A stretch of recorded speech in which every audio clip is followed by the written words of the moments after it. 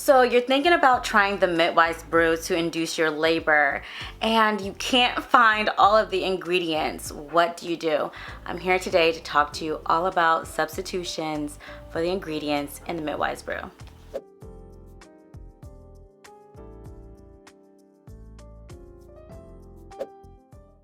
Hi loves, if you are new here, my name is Brittany Kelly. I'm a mom of 4, and to everyone who has been here before, welcome back to my channel. I have taken the MIDWIFE'S brew 3 times. My second child, my third child, and my fourth. The only reason I didn't take it for my first child is because I hadn't made it yet. I actually am the first person to ever talk about or load an entire video about the MIDWIFE'S brew on YouTube, because the recipe that is commonly used now is my recipe. The old school one is not exactly the same, it has like essential oil in it and so forth. So if you see the one with 4 ingredients that include castor oil, lemon verbena tea, apricot juice, and almond butter, you're welcome. I'm glad I shared it because it's helped so many mothers. And I get lots of questions, lots of DMs over on my Instagram, especially about substitutions because one or more than one of the ingredients can't be located. Now, my first piece of advice is if you are full term and you think that you might have to be medically induced and you want to try something at home that is effective like the MIDWIFE'S brew. I am not a medical professional. I am not telling you to take anything. This is just me sharing my personal experience.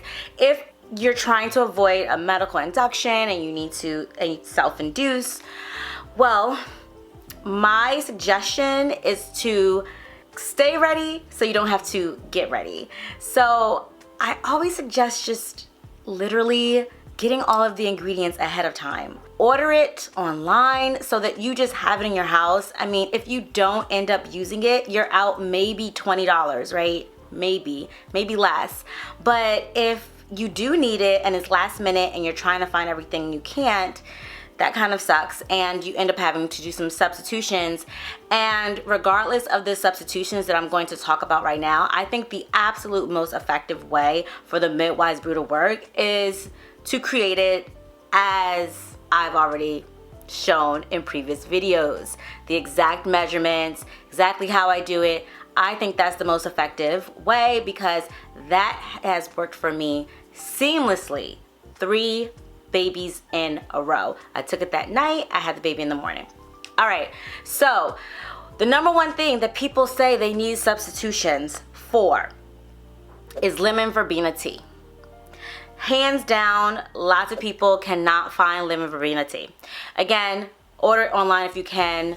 Links in the description box below on the ones that I've used.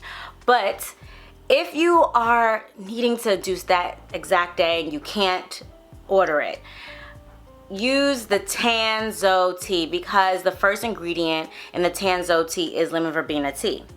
However, I have had so many women come back and say it doesn't work when they tried the Tanzo tea, even though they saw other women make videos on YouTube about using the Tanzo tea and it worked. My observation leads me to believe that those women would have probably induced with just castor oil alone.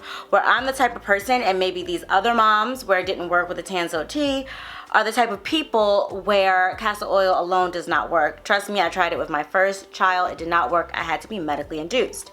So my suggestion with the Tanzo tea, instead of using 4 tea bags to make this really concentrated drink, use 6 tea bags, let it steep for as long as possible. Overnight is great. If you can't do overnight, a couple hours, just really make sure it's highly concentrated so that you have way more lemon verbena tea present in your actual ingredients than you would normally, because Tanzo tea is not all lemon verbena tea.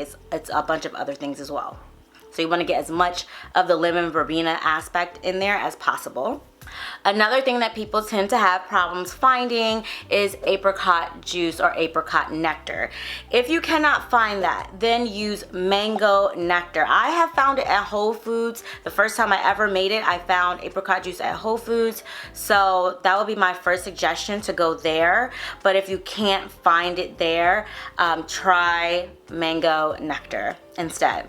If you cannot find mango nectar, my last substitution would be pineapple juice. Okay, I got you.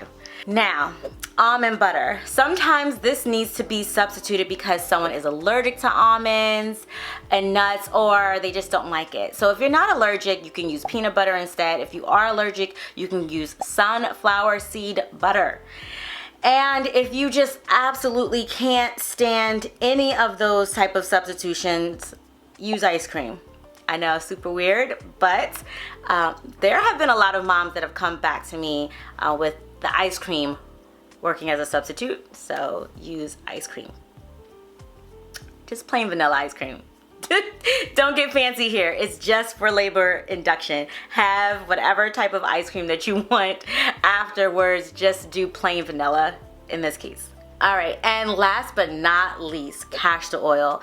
It is one of the most important ingredients in the actual brew. In fact, it is so important that I cannot find a reasonable substitution. It really pairs with all of these things to be extra boosted in being effective at inducing labor with this brew. So I'm sorry, there is no substitution that I have come across for the castor oil in this brew. But I hope that this was helpful. I get this question a lot, so hopefully you were able to find your answer here today. If you are not subscribed, go ahead, hit that subscribe button and the bell so you can keep up with all of the mommy content, day in the lives, pregnancy, postpartum, and all the good stuff that I like to talk about. I like to talk about early education as well for my kids. So you can use that when your new baby arrives, all the baby fun stuff that I have on this channel. So I will see you in another video, and good luck.